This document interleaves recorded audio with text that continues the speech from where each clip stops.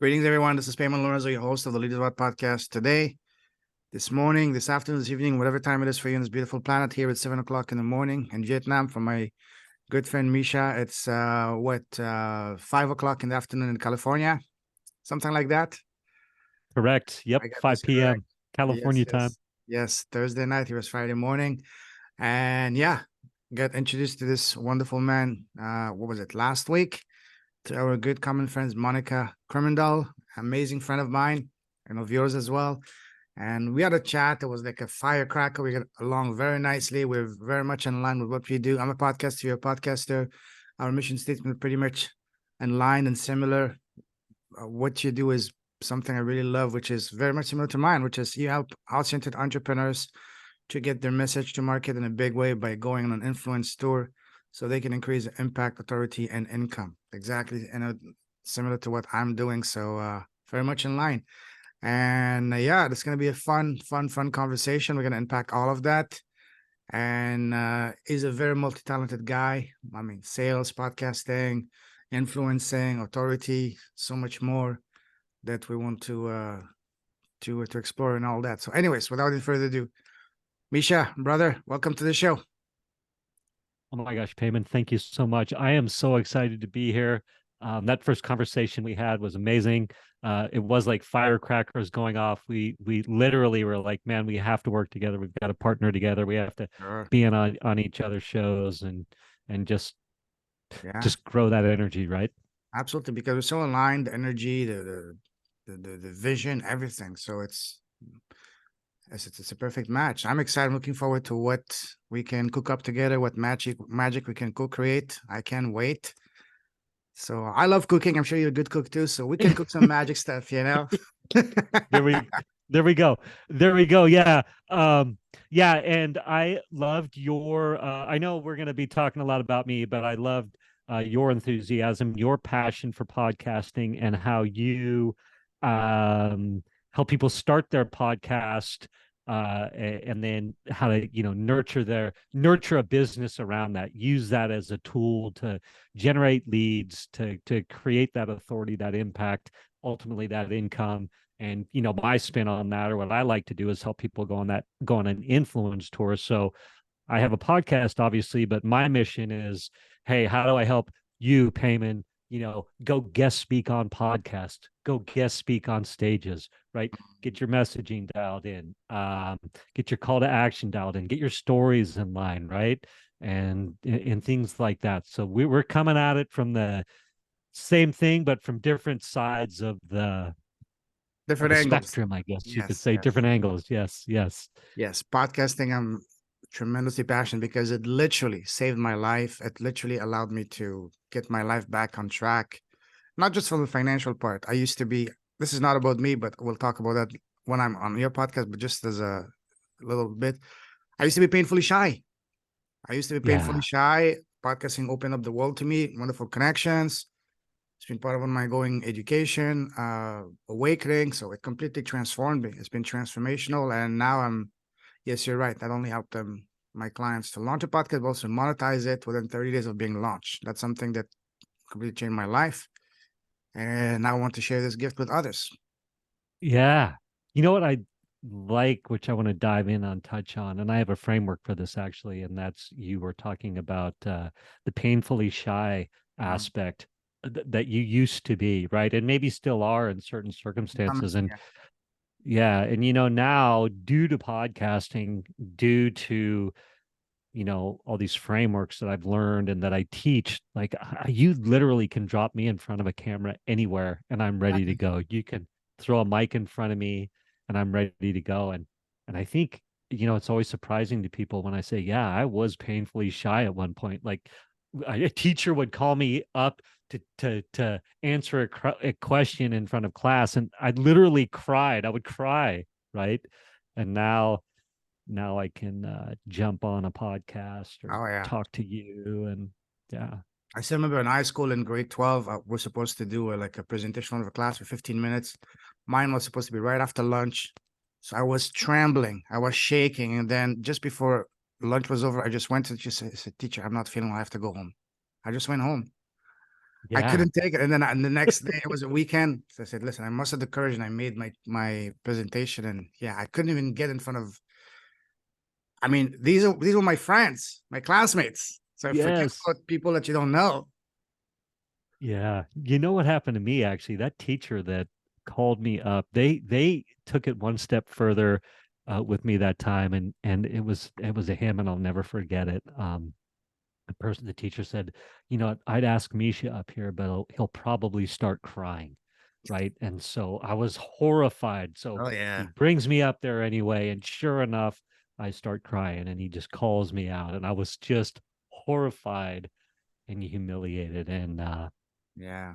fast forward to today again, and I actually have a blueprint. I call it. It's called the Show Up as Your Mm, Best You Blue. Yep, the Show Up as Your Best You blueprint, and it's my 3-step blueprint for instantly captivating any audience with unforgettable authenticity and magnetism, even if you're an introvert or have introvert tendencies. beautiful. We'll Right? unpack we'll Go unpack ahead. that in a moment later. But first, before we even start, because it's been going so well, I didn't even ask you the first question I was supposed to ask you. How are you Yeah. today? Oh yes. You know what? I am amazing today. Mm. I like I told you when we were chatting a little bit beforehand, I was on a call with an entrepreneur who lives in Dubai. He's having so much success as a as an affiliate marketer that he moved from Denmark to Dubai because Wow. of Denmark's tax structure, right? Mhm. And to have a conversation with somebody like that, who's literally those are the questions those are the concerns, right? And it was pretty cool. And he's looking to me to help him get his word out there on podcasts. So it was really fun. 6 a.m. up and at 'em, talking to someone who's super successful, who I believe I can help get out there, get their word out there on podcasts. This guy tends to do it more through other channels right now. So how powerful is that? First thing in the morning, somebody excited to talk to me about helping them get on podcasts, and Yeah, I know I can help them. So that's super excited. And then you and I talk about that heart centered, that's in our mission statement. And I just feel like when I'm connected to that heart center, it's powerful. It's a powerful place to work from. And I'm usually lit up and having a good day. So does that absolutely. answer your question? Oh, beautifully. And I will just piggyback on what you said. For me, what a better way to start my day than 7 o'clock in the morning, having a conversation with someone like you, Amazing. Yes. There's no other Yeah. way And all, I like to wake up to. yeah. I mean, And, few other things I would like to other than this, but yes, yes. But this is pretty good. This is pretty good absolutely, top of the list absolutely, stuff. absolutely, absolutely, absolutely. Yeah. All right, awesome, beautiful. Now, the types of conversation I like to have on my podcast. I don't know if you remember, I said I like to have a look under the hood, so to speak, to see what's in your heart, to get to know you first and foremost as a person, as a human being, as a man before the business person. Because if we don't connect as a man to man or human to human, I don't care who we are, we're not going to be talking, little on doing business with. So to start off, I'd like to ask you a series of rapid fire questions. Ready? Yes. Let's do All it. right. Tell us, as a person, what makes you happy? That's a great question. As a person, what makes me happy? I got to tell you, I've got two boys who are 20 and 22 years old, and my 22-year-old had pulled away for a while, as young men are designed to do genetically, and he came back into the fold sooner than I expected. And so when he calls me up to ask me fatherly questions, there's nothing like it. And it could even be, hey, I'm thinking about getting insurance for my car, or simple stuff like that. My 20-year-old, when he comes home to hang out and maybe have some dinner, or he gave me a surprise visit today, Mm, and I just got to tell you, those are beautiful moments to have rich relationships like that, where my sons feel like they can come over and it's an open door. Very mhm. powerful. um I also I'll keep going. I can stop. It's a rapid fire question series. You can keep going, but Okay, I'll stop. There you go. Number one. all right, awesome. I should have asked you that question even before this one, and that is, tell us, who's Misha as a person, as a human being, as a man? That's another great question. Um, I wake up every day and I pray and meditate and I get center with that heart center, with that God within, with the universe, call it what you will. And I'm very committed to that. And part of that is how can I serve? How can I serve and what can I bring to the table? Right. And so my day, every day is led by connecting, getting centered and focusing on service and then being open to how's the universe got me serving today. Beautiful, beautiful. Love that. That's a powerful question to ask. How can I serve today? That's a beautiful reminder for all of us because when you put your business, everything you do based around serving, I swear to you, the money takes care of itself. The money becomes magically unfolds in front of you. Absolutely. And we can even turn that back to my kids. When my boys who are not kids anymore, they're young men, but when they show up and I'm ready to serve them, and maybe that's just a smile and a listen and a hey, you're doing good, keep at it, right? So it bleeds into everything. Absolutely, absolutely. Now we talked about what makes you happy. Tell us now, what makes you smile? What makes me smile? Man, you know, um, I've worked hard my whole life to make things very simple. And so it's generally speaking something very simple that makes me smile. So I have wind chimes outside the front door. And so when we get that ocean breeze, I'm very fortunate and blessed to be very close to the ocean, the Pacific Ocean. And so it can be the wind chimes, it can be a hummingbird. Um, it can be when that guy I'm talking to him at 6 a.m.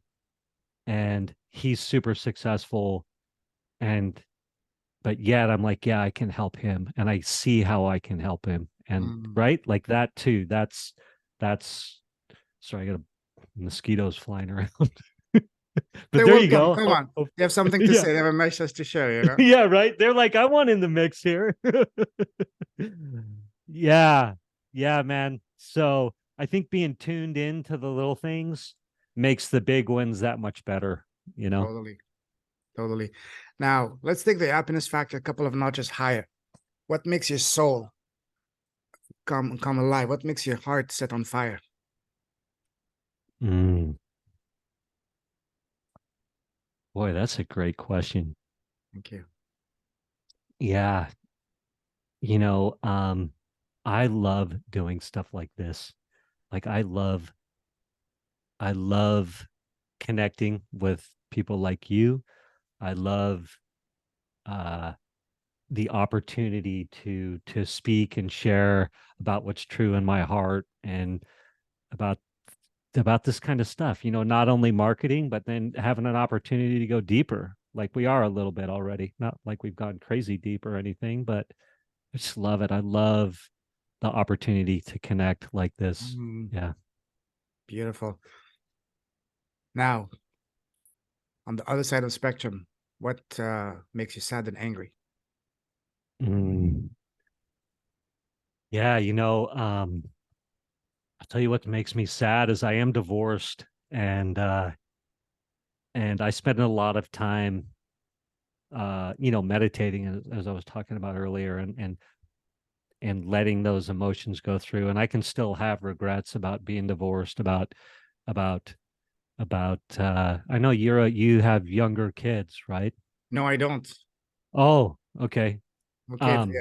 No kids that I know of. I'm joking. I'm joking. I've got the two, maybe more. I don't know. No, I Officially, guess yeah. what it is, Yeah. No. it's I'm a sensitive guy. I'll be Mhm. perfectly honest with you. And so I was doing a meditation the other day. Somebody had me do this meditation, and it was about visualizing the me in 5 years, and me having a conversation with that with the Mhm. me in 5 years, and saying, hey, what do I need to do today to get to where you are in 5 years, right? But it sussed out some memories for me of houses I'd had with my ex-wife or times I'd had with my boys, and that can bring melancholy out in me, I guess is what I'm trying to say. Like I Mhm. can I can I can have sadness around old relationships. I don't know if that's, Yes, yes, yes, yes. yeah. What makes me angry? Um, that's kind of the sadness piece. Angry, I've worked very hard on not being an angry person. And so, like, really, really worked hard at stripping away the judgment in my life. Like, as hard as I can, it's exhausting to judge people, places, and things. Right. And so I try to grow my God so big that I have appreciation for everybody. And I mean, everybody. Right. And usually what happens if I do happen to get angry, not much makes me angry, but I really try to look at it from the point of what's my part in this. And then I firmly believe, and this is a long answer to your rapid fire question, but if I got one finger pointing at you, four or three are pointing back at me, right? Absolutely. And so it's up to me to figure out what are the behaviors in you that are triggering me? How am I manifesting those in my life? Like, how am I perpetrating those behaviors, right? Even Mm. in the most extreme circumstances, right? Where you can be like, well, that politician is an evil guy. Well, if he triggers me that much, it's maybe up to me to see, well, how am I oppressing people in my life, for example? Then maybe their thoughts, feelings, emotions. I'll stop there. Indeed, indeed. No, beautiful, beautiful. I'm with you on that. Absolutely. Um, what scares you other than spiders? Boy, I love that question. There's a book that I like to read, and it talks about one of the lines is we will no longer fear today, tomorrow, or the hereafter, Mm. right? And so the hereafter can kind of, not that I'm scared of dying per se, but it's like, what's the next? Being, past 50 years old and being through some a divorce or failed relationships, and both my parents passed away a number of years ago, and it can be like it can be like yeah, what's the next? And it's more of like the fear of no more me now. I don't know if that makes any sense, but Yes, yes. honestly, that's there you go. Beautiful, beautiful. Now, when was the last time you had a really, really, really good laugh? The type that gives you like pain in your stomach, your cheeks are hurting. Oh my gosh. You know what? These are amazing questions, Payman. I was Thank not you. expecting this, but I love it. I mean, let Thank me ask you. you a question really quick. When you start firing these at people, are people like, wait, what? I'm not Or prepared. Wow, is this? Come on, you should send me the questions. No, no, no. Just on, uh, just a conversation. It's not an interrogation. yeah, no, I love it. I love it. I think, I'm pretty open guy, but I imagine if somebody was a bit more guarded or maybe hadn't put thought into it, they might be like, whoa, but I don't know. You're a heart-centered guy, so you talk about that. So you're attracting that type of person. Anyway, sorry about my little tangent there. What was the question? Oh, what was the question? Now, when was the last time you had a really, really good laugh? The type that gives you, stomach pain and your cheeks are hurting because you laugh too much. You get the Yeah. tears flowing down your face. Oh my gosh. I love laughing. Um, Yeah. Yeah, I have a friend, James, who we have been laughing more lately. Mm, James, yeah, and I couldn't tell you why, but I would say within the mm. past couple of weeks, we were dying laughing about something, but I cannot remember what it is for the life of me right now. No But worries. it'd be with James within the past couple of weeks. Yeah. Laughing is the most powerful medicine in the world. I heard once a doctor saying that if every doctor in the world were to make 1 hour of, not even 1 hour, half an hour of mandatory laughing every day, 95% of all ailments would be gone. Because what is sickness? It's stress. When you laugh, you make your body toxic for stress. And when you're in that position, you can't get sick. And Yeah. when you're laughing, how can you cannot get angry, you cannot get pissed off, you cannot, get to a lower vibration. You can't. It's impossible. You I know? love it. Yeah. You know how I was trying to slot in my framework earlier that show up as the best you blueprint? Mhm. So part of that is actually smiling. So I used to telemarket. I spent like Oh, literally yeah. decades telemarketing, and all the sales tapes back in the day were like, smile, sit up straight, File and dial, smile, and yes. yeah, smile and dial. And so it's proven, just like you said, that when you smile, it Raise releases endorphins and all yes, these kinds of yes. things, and it makes you more personable. All this amazing stuff. So I'm 100% with you on all of that. Sure, sure. Smile. Now, what is one thing that you used to value that you don't value anymore? Mm, boy, that's a good one. Payment. Wow, you are bringing the heat, my friend. And we're only getting warmed up. Holy mackerel. Okay. One thing that I used to value that I don't value so much anymore. I used to, man, I used to really value girlfriends. I mean, not that I'm discounting girlfriends, but I had a lot invested in having a girlfriend or a wife or that partnership or that intimacy. Mm.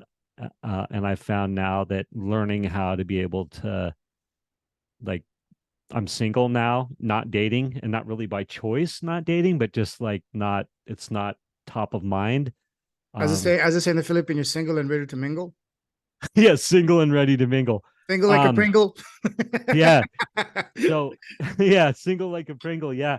I have learned to value alone time a lot more, Oh yes. which is right. So that's what I'd say. I used to be like, oh my gosh, very insecure if I was not be fawned over. And now I'm like, yeah, I'd prefer some alone time. There you go. Beautiful. Now let's turn that question upside down. Tell us one thing that you didn't value before, but now you value. Yeah. So well, yeah, that kind of led into I really appreciate uh being able to be alone, sit in a Mhm. room alone. What's that? There's that one saying that the root of man's problems are the fact that he can't sit in a room by himself. Have you Especially heard that? nowadays with the cell phones and all that, you know. Yeah. So I very much value uh, being able to be in silence, be quiet. I actually took my TV off the wall and canceled all my Good. streaming subscriptions. Yeah. Beautiful. Beautiful. Yeah. Now Yep. let's move forward. You like traveling, right? Yeah. Let me take you down a different type of travel because me and you we can do an entire show, just an entire podcast just on traveling. But that's gonna be for another time. Go back. Let me take you down memory line. You know, when we're kids growing up, people around us, family, friends, relatives, neighbors, always ask us, "Hey, Misha, what do you want to become when you grow up?" What was your answer to that question as a boy, as a young boy? Oh my gosh. It's funny. My earliest memories of that kind of stuff were initially to be like a stockbroker or a Really? stock trader. Yeah, isn't that funny? Wow. Um, yeah. Um, but I don't I just liked the I was just always been fascinated by numbers and charts and things like that. So I think that that's what I that was the allure of that. Yeah. Did you have someone in family that inspired you, like your father, uncle, or relative? Yeah, no. So my father was a lawyer, Mm. and mom was a stay-at-home mom, and I just kind of came up with it on my own. I used to even love, like, I loved the whole. I used to love to have change in my pocket because when it would shake, you would The walk sound. and hear it. Yeah, Yeah. yeah, yeah. It reminded me of like those are my earliest memories of being like, oh Yes. yeah, I love that. And the idea of the successful, financier with change in his pocket, I guess, in a weird sort of Nice, a way. nice, Yeah. nice. Now, what was your relationship with school? Did you love school? Or did you hate school growing up? Ooh, hated school. I was Why? not good at school. Yeah. So, I'm all the standardized tests I always did very well on. Um, but I would have rather been out playing in the dirt and running Mm, around. And so I was not, disciplined at school. And then when it came to high school, uh, I was partying a lot. so, so I just did not. I did my so high school and grade school. I basically I was in Jackson, Wyoming, where I went to high school. I graduated 91 out of 92, which means only one person did worse than me, and they let me graduate because they didn't want me to come back. Now, fast forward 4 years later, I was finally like, I had been a ski. So I was a professional snowboarder uh, Wow. in and out of high school. Back in the late 80s in Jackson, Wyoming, there's a big ski area there. But anyway, when I just kept on getting injured and I got tired of sleeping in my car at ski areas in effect, right? And I was like, I think I'm ready to go back to school and get serious. And so I got basically straight A's in college. Beautiful. What was your favorite subject in school? Yeah. So I loved in college. I liked in college, I loved statistics and accounting and philosophy were my Mm. favorite three. So for a while, I was like, maybe I'm going to switch to, I got a finance degree. So I thought maybe I would be switch to philosophy. Um, but I didn't. I stuck with finance. But Mm. yeah, so that was college. In high school, who knows? math Math, it was math because I could do math, was always good at math, so it was easy for me to Yeah. do good in math. Yeah. What was your least favorite subject? Oh, I hated English. Oh, and I just still to this day, I failed junior English. Oh, Okay, okay. Um, Imagine that we're in the same class in grade 10, grade 11. What kind of student were you? Were you the quiet one, the shy one, the life of the party, the chatterbox, the superstar athlete? What kind of guy were you back then in high school? yeah, life of the party, class clowny a little bit, but definitely life of the party. If you wanted to know where the party was, Mm. 10th, 11th, 12th grade, people would come to me, where's the party? What's going on this weekend? Yeah. I still get this kind of vibe from you. If I'm ever in the California area around you, say first person I'm gonna call, hey Misha, what's happening this weekend? What's going on? Yeah. Yeah. It's funny. I settled down a lot. I was tending towards getting into trouble in high school. So I did, this is way too much information for you, but I did a few stints, short stints in jail. So I was finding myself in Wow. jail now and then. And one time, even my junior year, I committed some petty crime and was in jail for the weekend. And Mm. one of I don't know if you know this, and then maybe they did this where you grew up, but other kids were getting in trouble, they would do the scare tactics and bring them through jail, right?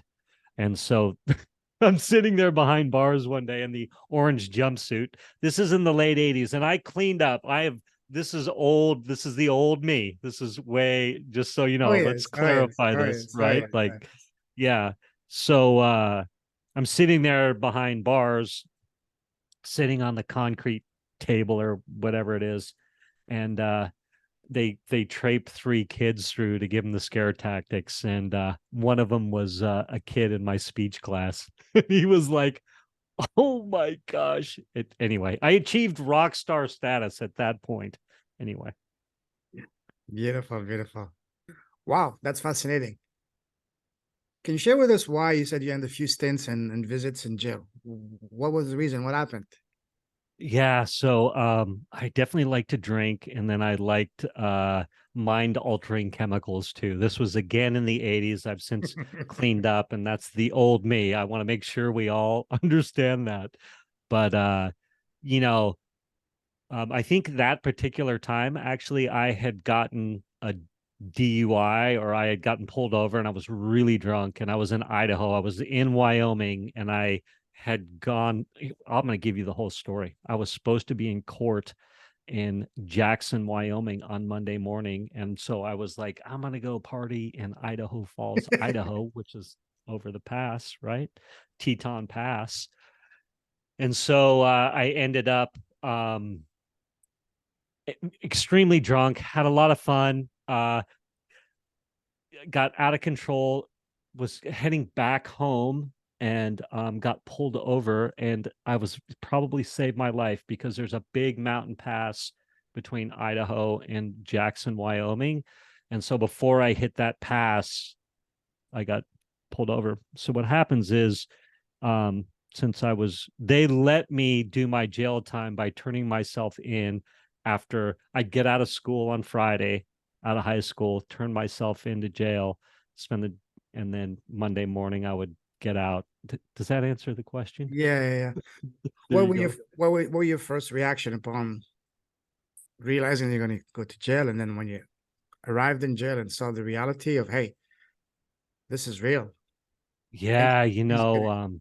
Yeah. that's such a great question. In hindsight, and definitely at the time, I realized I was in way over my head, and I was going deeper, and it was clear to me that yeah, I was in way over my head, and I would end up in these. I was not hanging out with a good crowd, so I would end up in more and more, I don't know, precarious circumstances or unbecoming circumstances, and yeah, I was in over my head. I mean, I'm a nice guy with a big heart, and I was like a sensitive kid trying to be bad, and in way over my head for sure. So when Does you that said answer you that were question? trying to, yes, you were trying to be bad, was it as a way for you to get accepted by your peers? Because especially when you're high school, there's a lot of, you want to be the coolest guy, the coolest girl. You have to do things that are a bit daring.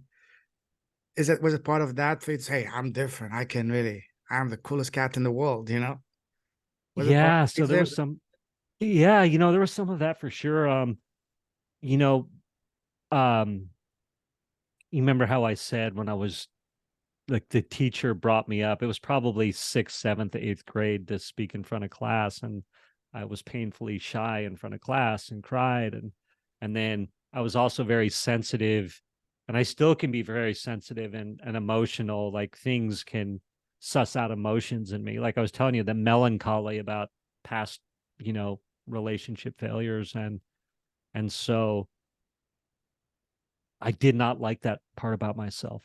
And so I Mhm. was trying to squash that part down, you know, and perhaps be like a badass, which again, I was not pulling it off. I was, but also it was a way to tamper, with drinking and drugging to like tamper some of those emotions. Right. And I can tell you, like, it got pretty dark for me. And I'll tell you this, that I was a junior in high school. I think junior. Yeah, I was a junior in high school, which means the junior, senior, and then you graduate. Like second year of high Um, school, basically. yeah, third year of high school. So Third year. 4 years in high school. Yeah, it was the Oh, yeah. third year in high school. So I had just started dating this girl, and she, I was not driving. A friend, my good friend at the time, was driving, crashed his car. She was a passenger, and she died. Oh, Right? no. Yeah, Wow. yeah, yeah, yeah. Were you And in that car? I was not, but I was in the area. Um, so we end up at I mean, this is what had kind of my life had turned into. We ended up at the hospital. My friend who was driving and crashed the car ended up in a coma for, I don't know, a week or two or three or something like that. But like I was calling parents. I was like, I don't like, your son's in the hospital. You need to come here. And the other person died. Right. And so I'm making those calls, and at that time I had totally disconnected and was emotionally unaffected, and I had this sort of disassociative moment or out of body moment where I was like, I don't feel anything anymore, and this is not good. Mm. You know. And yeah, it was a dark time. My brother even came up to me. My brother was always off to private schools, and he came home and to visit. It was Christmas or whatever the next time he was around, and he's like, you seem depressed to me. And I remember thinking, I don't think I'm depressed. And why I say that's so unnerving is because my life had become normal. This sort of out of control had become normal. And so I was like, I don't know what you're talking about. Right. But he saw it in me. Anyway. Yeah. Wow. Yeah. Yeah. Must have been incredibly tragic to lose a friend, even more so a girlfriend, to in that way at that age. One thing I realized in life is that there's always a lesson, there's always a gift in everything, even in tragedy. And especially when we look at things from a spiritual eye, not why me, what did I do to deserve this? Why is life unfair? And so on, because that's gonna not gonna end bring you anything good. But instead, if you ask, what is this trying to teach me? What is the lesson for me to learn to this? So looking back at that very painful and tragic event of losing your girlfriend in a car accident, what was that trying to teach? What was a lesson for you to learn to that? If you look at it from this angle, this perspective. Yeah. So that's such a great question too. And you know, that wasn't enough to like set me on the straight and narrow, which is interesting, right? That was like where the worm turned in my life, where um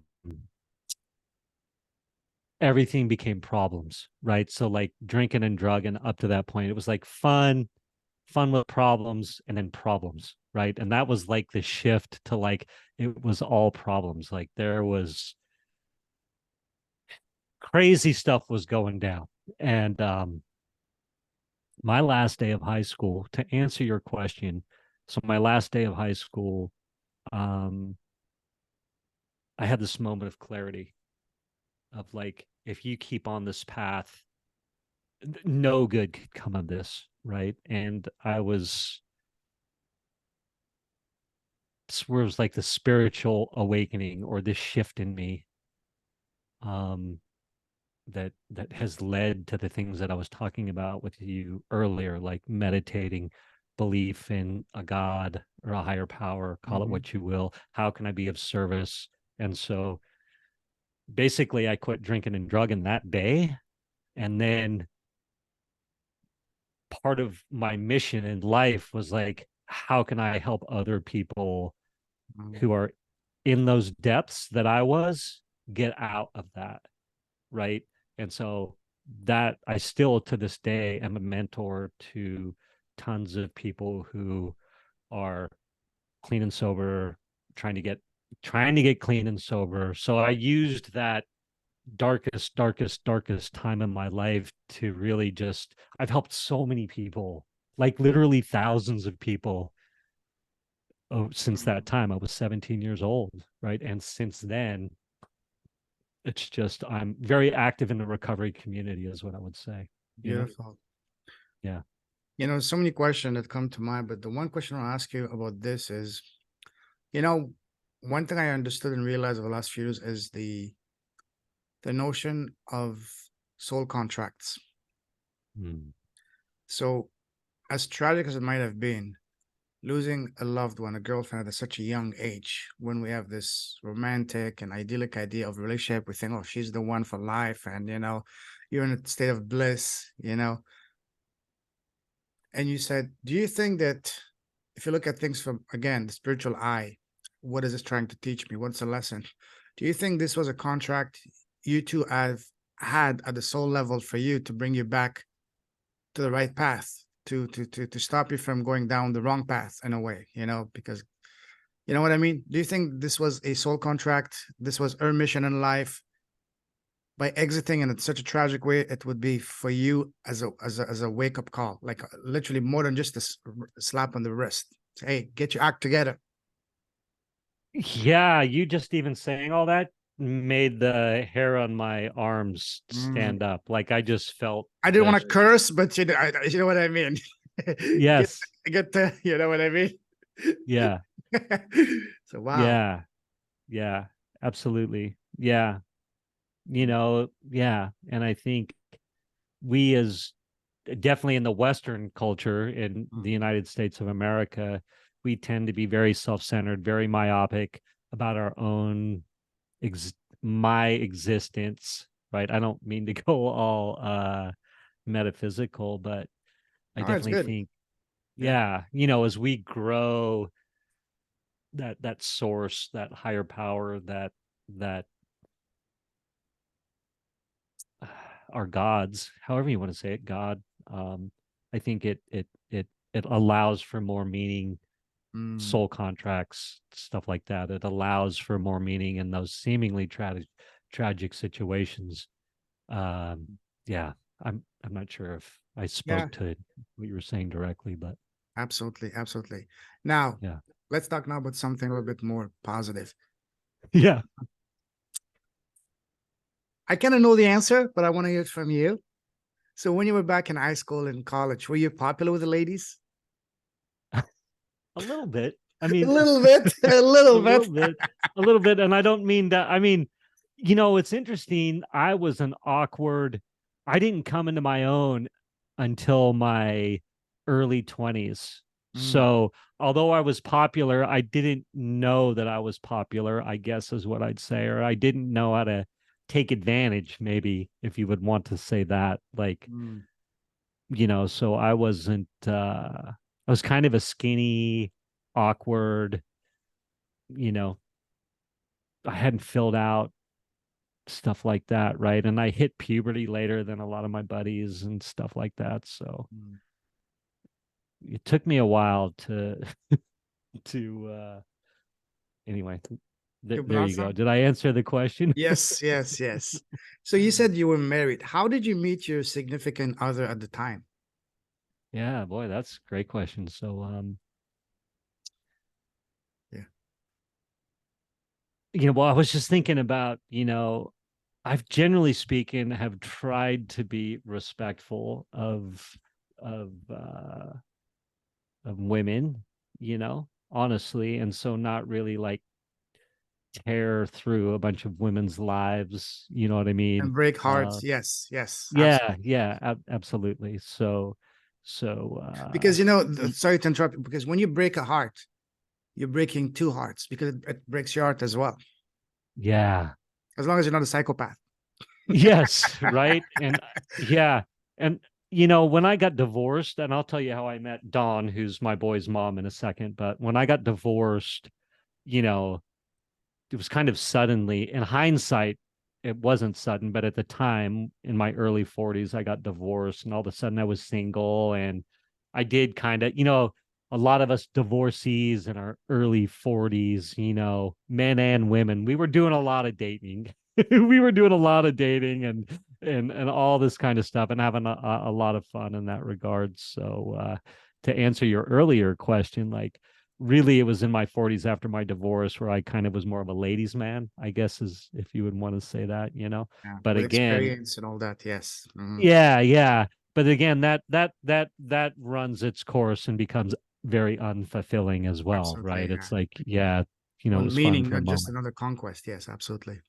Yeah, and then you get to, like, you're like, inevitably you are losing a little piece of your heart or breaking somebody else's heart, or your heart's getting broken, right? And I had that happen to me. My heart got broken, and I was like, yeah, that's no, don't need to be manifesting that in anybody's life Oh anymore. yeah. But I met Dawn. I was living in San Francisco Bay Area, and this was in the mid 90s. And I moved into this little flat in the Lower Haight, and she was one of the roommates. I actually lived in the Lower Haight, and I had this friend named Andrea. And Andrea said, "Hey, you want to move into this flat with us? There's three girls, and you could move Dude, in." And for the guys, I was, perfect. yeah, yeah, right. And I was like, well, that sounds great. And I was going to save like $200 a month or something, right? And when you're younger and trying to You make ask ends them, oh, meet, three girls, are they hot? yes, exactly, right. And so here's the story. This is really funny. I said, yeah, I'd love to move in. And so I meet Dawn.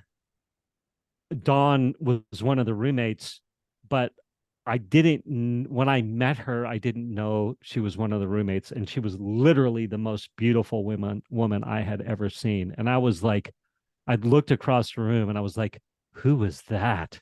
And they're like, well, that's your new roommate. And I was like, I'm in trouble. I was like, oh no, this is not good. Right. Cause I was like, oh no, like not like, yay. I was like, geez, way too, like I'm infatuated already and I don't even know her. So I bumped into her a couple more times and I was like, I went to my old roommates and I said, I can't move into this new place. And they said, why? And I said, well, because there's one of the roommates name's Dawn, and I'm completely obsessed and I don't even know her. Like, no good can come of this. I can't move in there. I literally had that conversation. And they said to me, well, it's too bad. We already rented out your room. Go figure it out. And so I was like, Wow. oh no. Yeah. So I moved in and then she toyed with my emotions for about 6 months and then Oh yes. Oh yes. Oh yes. so that's how we met. Yeah. When did you know that she was the one? Other than just when the first time you saw her physically, but when you really knew that, hey, there's something much deeper connection that it's on both, it's mutual, and that's, hey, we can maybe do something together, create some magic. Yeah. I love that. I really, after that initial infatuation really, grew to starting to love her, obviously. And we were walking in the Upper Haight one time in San Francisco. So the Haight Ashbury, we call it the Upper Haight, the Lower Haight. Like the Upper Haight is the classic Haight Ashbury 60s scene that a lot of people think of. And then there's the Lower Haight, which is like a few streets down. But anyway, we were in the Upper Haight. Don and I were walking around and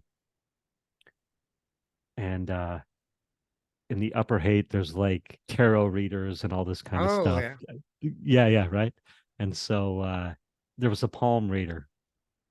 And Don says to me, "Hey, let's go have our palms read," right? And I was like, "All right." So we go have our palms read and I go first and the palm reader is reading my palms and she's like, "You're in love with somebody and you're not letting them know exactly how you feel." And I'm like, Don's standing there and I'm like, what are you saying? So you Right? guys were not dating at the time?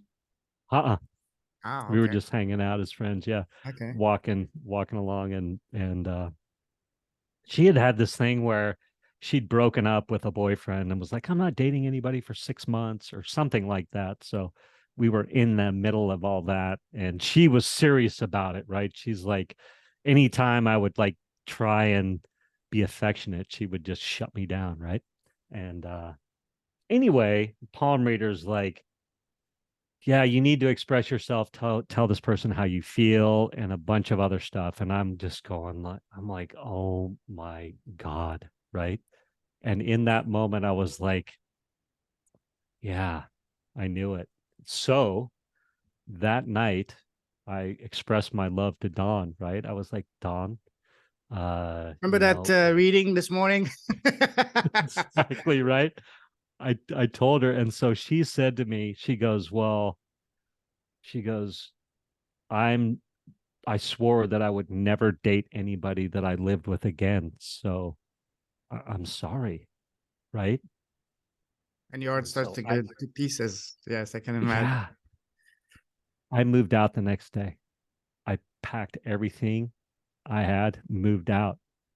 I was like, fine, I'll move out. Like, we don't have to, right? Mm-hmm. And so she thought that I was leaving for good, where Mm-hmm. I was, Yeah. yeah, yeah. And so she tracked me down, was like, oh my gosh, I wait, whatever. I love you too. Blah blah blah blah blah. But Ah, that's so the sweet. story. Yeah. Yeah, yeah, yeah, yeah. And so we actually didn't live apart again for life goes on. You end up getting divorced 15 years later, but it was a very sweet story for a while. One thing I realize is a lot of people tend to hold back for either fear, pride, ego, whatever, not really let their true feelings come out because, there's a movie that I watched a year ago. It's called The Green Book. Yeah. Have Okay. you have you have you watched that? I don't think so. Tell me about it. Highly recommend it. It's basically the story of back in the 60s when there's massive racism and all that in the US. This black, piano musician that is a genius, is going on a tour around the US and is going back Yes. in the South, Alabama, and all this place where there's massive racism and all that discrimination. You know, absolute. And his driver is an Italian guy from New York, from the mob. It just adds to. He doesn't have any job, has to make some money because it's Christmas, so he takes his job as a driver for this guy. He drives him around all these towns, the little towns around the south of the U.S. and Florida and all that. Yes. And I'm not gonna spill the movie, but at the end, there is one line that is absolutely phenomenal. It says, "The world is full of people who are waiting for the other person to make the first move." Mhm. That is so powerful. What is it about our ego? What is it that holds us back? Because if we were just to express ourselves, our feeling, the worst thing that's gonna happen, the person is gonna say, "No, I don't feel the same way." At least you will know. You will not. You will stop wasting time. You know. Absolutely. And then, And if it's a like, yes, you win the world, basically. You know. yeah, and you literally have nothing to lose, right? Because if you don't ask, it's a self-fulfilling prophecy of your fear happening anyway, right? If you don't express yourself. So yeah, love that. Oopsie. No worries. So ultimately, what was the? I mean, if you're comfortable sharing that, what was the Sure. reason that that relationship didn't work? Yeah, that's such a good question. And uh Yeah. yeah, Don and I ultimately grew apart and had different ideas of where we wanted to go.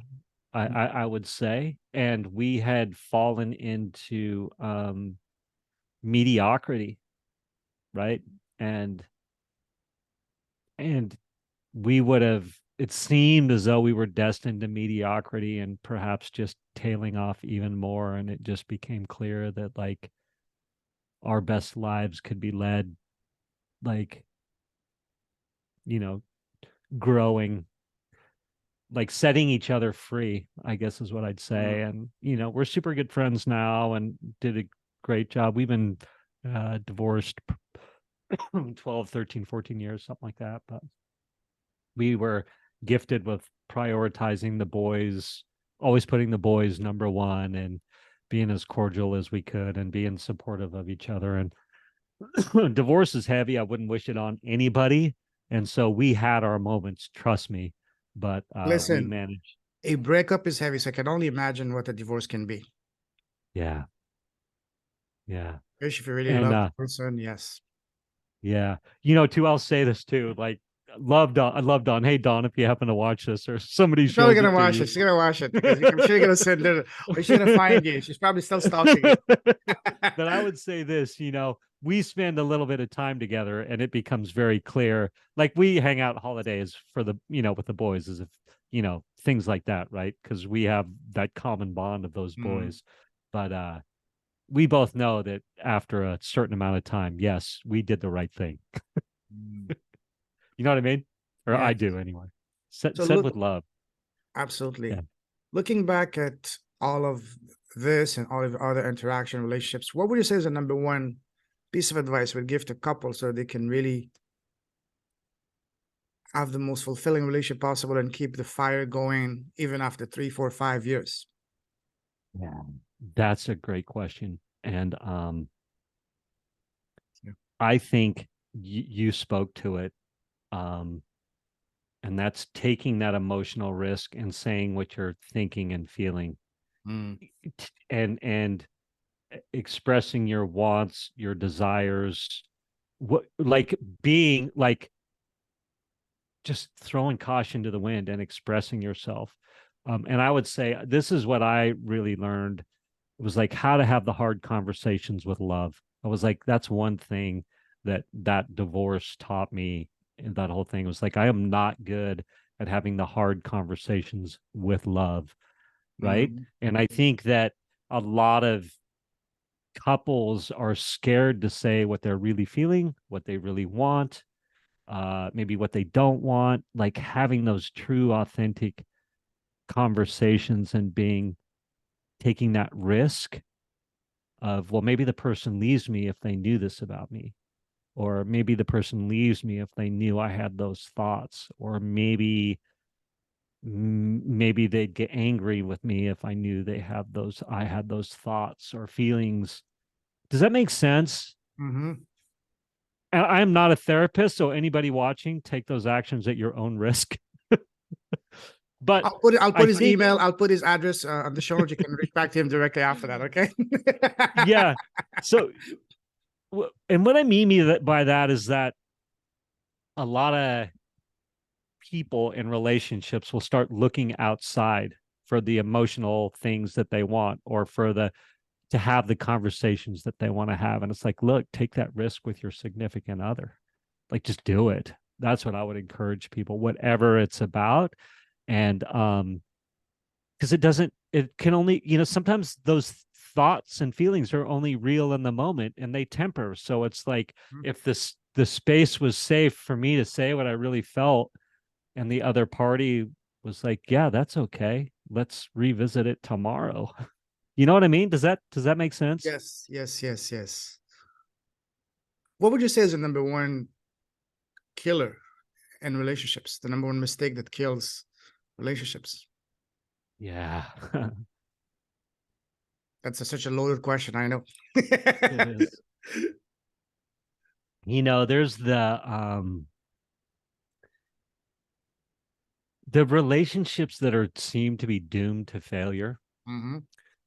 are the ones where the people uh bicker a lot, especially when they're in public, or Mm. they don't let their significant others finish their thoughts, or and it's not in a funny, sweet way. And it's like, no, this is what that person means, or no, you're wrong. This is what you should be thinking, or just bringing that judgment and that criticism.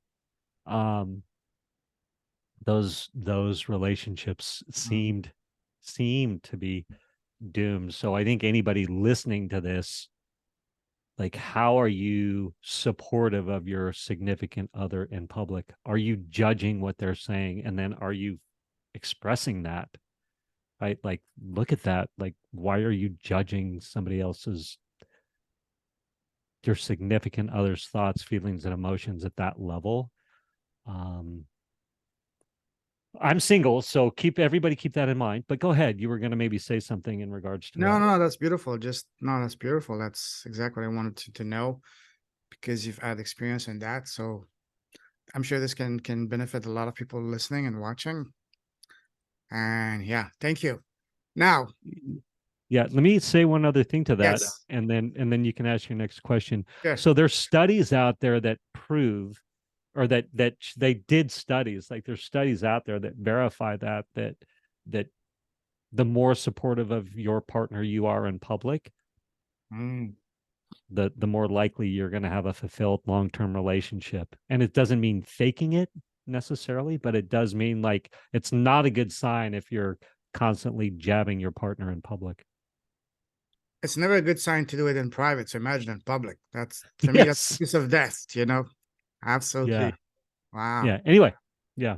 Beautiful. Thank you. Amazing.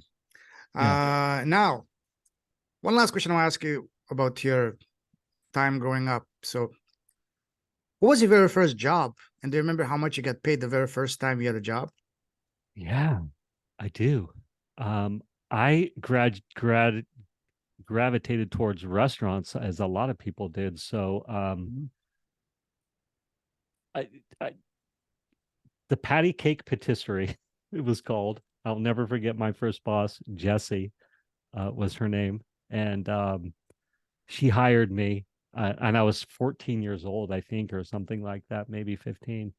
And I'll never forget it. I was sweeping. She had me sweep the place, right? And I was kind of half-ass sweeping it. I'll never forget it, man. She grabbed that broom out of my hand, was like, "You gotta put the broom into the corners and like, sweep, right?" And I was like, "Oh, it just that set the foundation for me to, like, do a good job." You know what I mean? It was like, don't half-ass it. If you're gonna work somewhere or you're gonna apply yourself, like, do it, you know? Um, I think I made like 335 an hour, to answer your question. I think Woohoo. it was 325 an hour or something. Yeah, something like that. But Jesse, yeah, taught me how to be an employee. You know, it's funny you mentioned your first boss, and I just now you just it just dawned on me that yeah, we tend to not forget our first boss, just like the first kiss, the first whatever you do. And I just remembered, that might sound spooky, but my first job was at a, you know, uh, market research company calling people to the surveys. And my boss's name, she was a wonderful lady. Her name was actually, I swear to you, Misha. Wow. She was a Canadian Iranian woman, very established. And yeah, that's her name. Wow, I just remember her now. Yeah. Amazing, yeah? Wow. Yeah. Amazing. Wow. I Yeah. don't, I don't know where you are now, Misha, but if you listen to this, if you're still, I hope you're in good health and fulfilled. But thank you for the lessons that you taught me back then. My first experience of leadership and all that. So thank you. I don't know if she's gonna get that, but I don't remember her last name, so I can't even reach connect to her. But I remember the first Yeah. name. Yeah. Yeah. What a nice memory and well done. Thank you. Beautiful. Now, let's move forward from the time that you left school to now. How would you describe your path? Would you say it was pretty much straightforward, smooth sailing? Once you're into one lane, you were set for life?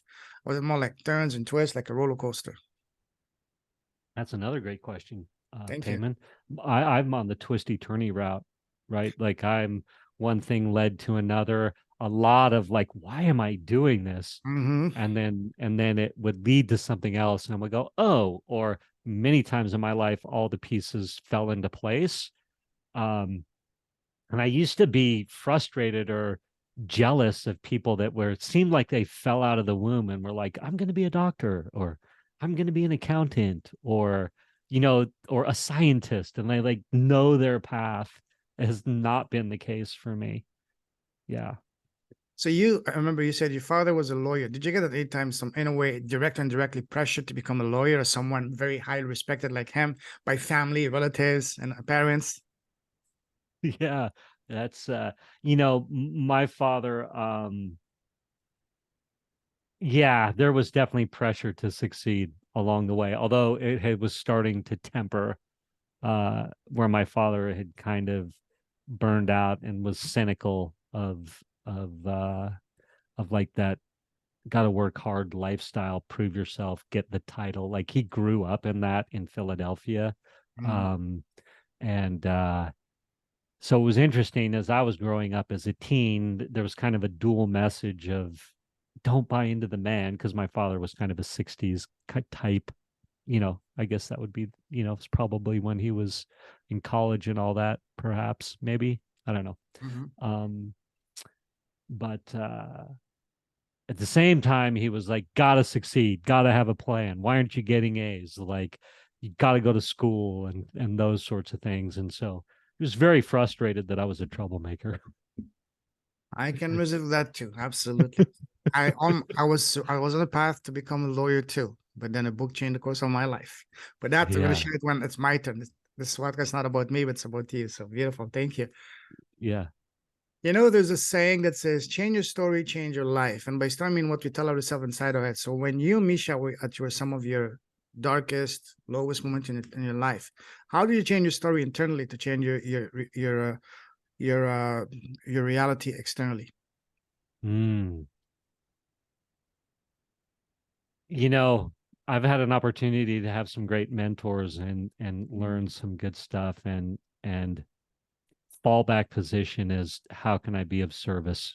Like how can I be of service? How is this going to serve ultimately? And you spoke a little bit to that earlier about, the karmic or what did you say, the Full soul contract. contracts or things like that, right? I'm Mhm. like, so when I go through the dark times, it's like, and I had a dark time too when I'd been divorced, career was failing, another failed relationship. Both my parents died really quick.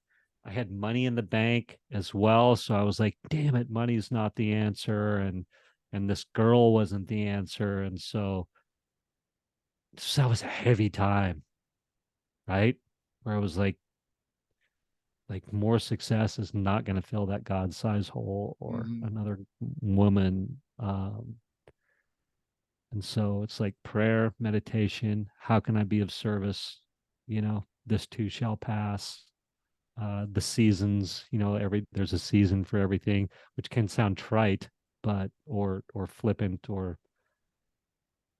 but it's true, right? I Mm.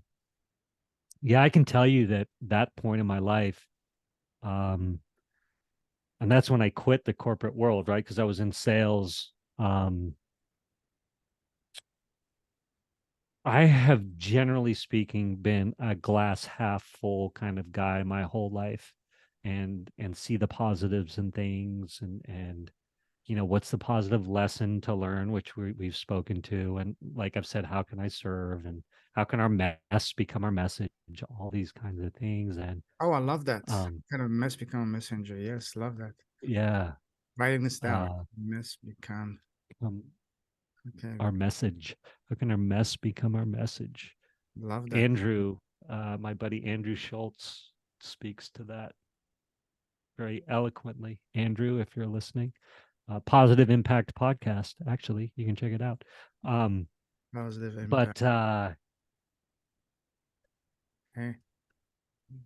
So I have never been one to have suicidal thoughts, Mm.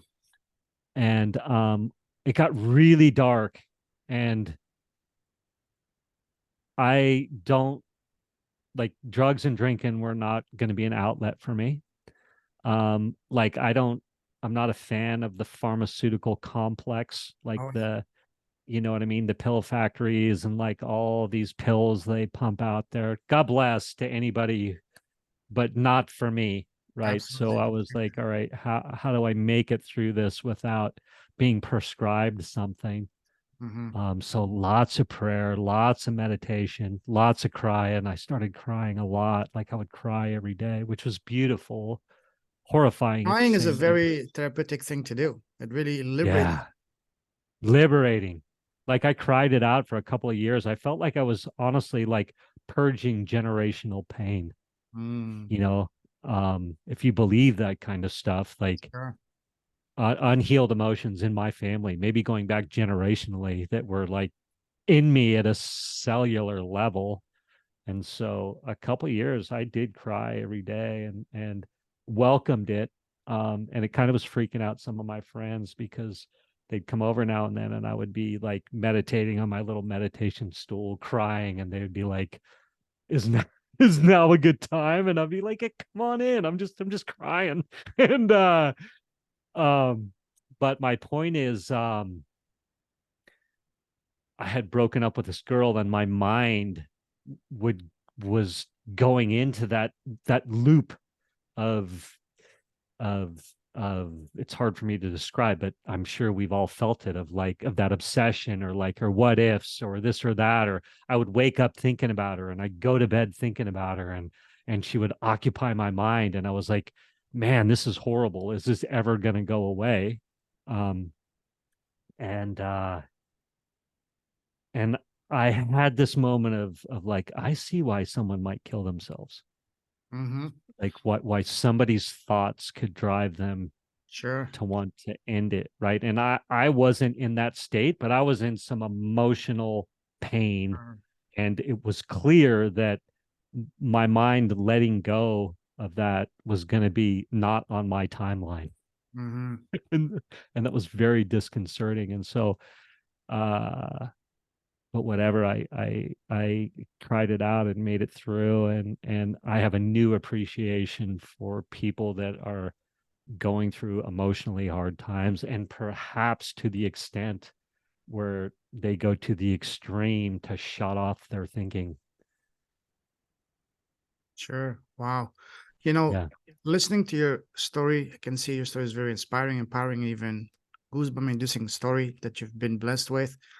But you've been through, going to jail, through divorce, through failed relationships and all that. Yes, those are painful. But the one that really stands out to me is losing a girlfriend at the age of 17. That's incredibly Mm. tough. How were you able to overcome that? And there's a saying that says God never gives you anything you're not able to handle. You were faced with divorce and all that much later in life. You're much better equipped to face those.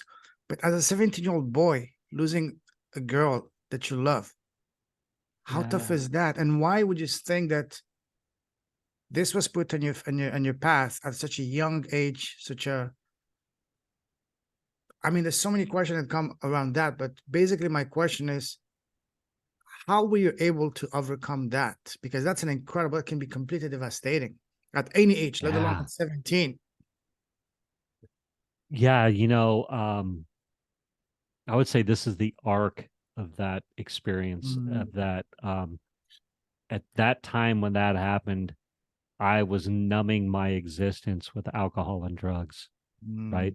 And so when it happened, like I said, I was like, this is surprisingly emotionally unaffecting to me, or so I thought at the moment, right? So either I just shut down completely and just suppressed it, which for sure in hindsight is what I absolutely did, right? So the arc of my life was one of suppressing emotions, suppressing emotions, suppressing emotions, right? That experience where a girlfriend dies in a horrible way at a young age and I get to make phone calls, right? Like that's a, even saying it now, I'm like, oh yeah, that is kind of heavy, right?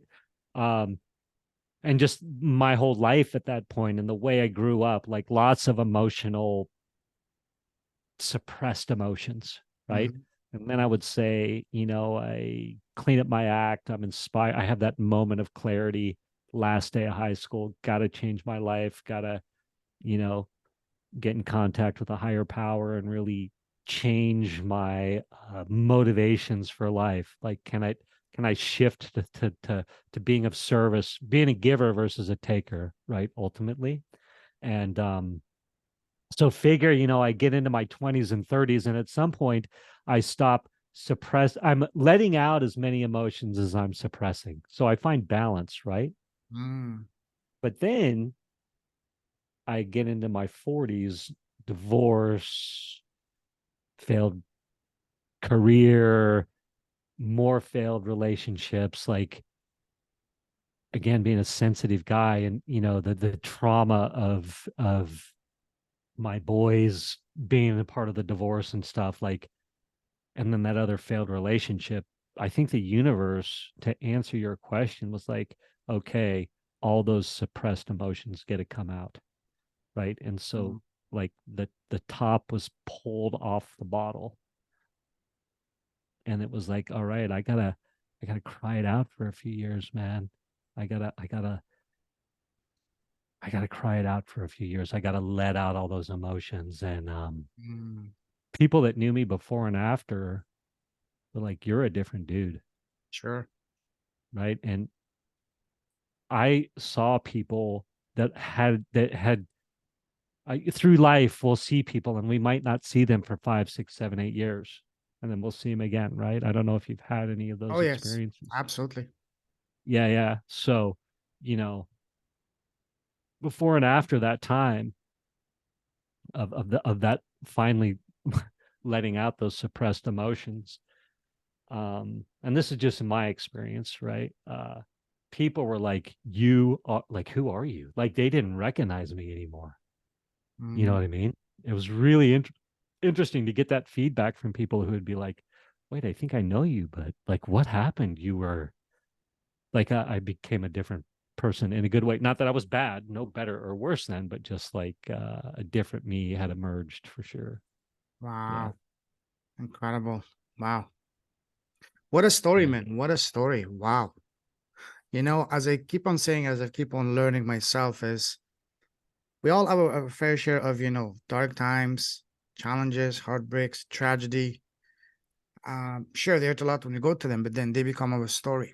Then our story becomes our gift.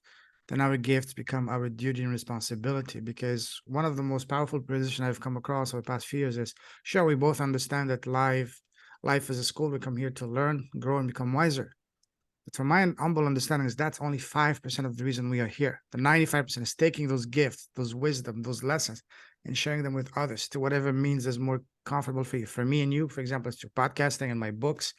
For others, maybe through music, painting, sports, arts, drama, whatever. Find your Yeah. outlet and share your gift because ultimately that's one of the most important reasons we are here. and you've been blessed with incredible, incredible gifts. Now, I'm glad that you hold your podcast here, that you're sharing not only you're not only helping other people get out their story, but most importantly, you're getting your story, your gifts out. That's the most important thing. So well done. Let's wrap this up here for today. This is part 1. We've barely scratched the surface. We will definitely do a part 2 next week. We're going to dive deeper into your business, your impact, and all the beautiful thing you're doing, because otherwise it's going to go for another 3 hours. I'm not complaining. I wouldn't mind a 3 hour when it's like, in person with a good cigar and whiskey, but we'll do that in person for maybe next year, but we'll have to do it Joe Rogan style. But for now, let's wrap this up. Absolutely phenomenal, phenomenal story. Thank you for coming, not only sharing your story, but open up your heart and really allowing us, giving us and me the opportunity to really get to know you at the soul level, the deepest level. Really enjoy that. Thank you. I salute you. You're treated with a heart. Keep shining your light. Keep blessing the world with your presence, your impact, your smile, with everything you're doing. Stay safe. Stay awesome. God bless you. And yeah, man, absolutely love that. Thank you. Amazing, Payman. Thank you so much for asking such great questions, and just what a treat. It's a lot of fun. So I look forward to round 2 for sure. Absolutely. Yeah, my calendar booked that for next week. I'll make that happen. And the last question I want to ask you is, if people want to connect with you, what's the best way to do so? Yeah, that's a great question. Right now, people should go to guestingguide.com. Guestingguide.com. They'll get I've got a great what would you call it? It's a guide. It's a guide on how to guest speak on podcasts. I know we didn't talk much about that, but it's a great way to get some information on that. But really, you're also going to get on my email list, and so you'll get it's a great way to interact and learn more about me, and then you'll get the rest of my contact information that way. Awesome. So guestingguide.com. Yeah. Awesome. I'll put that in the show notes, and don't worry, we're definitely going to do a very, very deep dive into your business for part 2. So get ready. Be prepared for that, because we're going to go deep. Okay. All right, brother. Have a phenomenal. It's 6:30 p.m. for you on a Thursday afternoon for you in California. And looking forward to having you back next week for part 2, brother. Take care. As we say back home in Canada, have a fantabulous day and rest of the week. Take care. Thank you. Bye. Take care.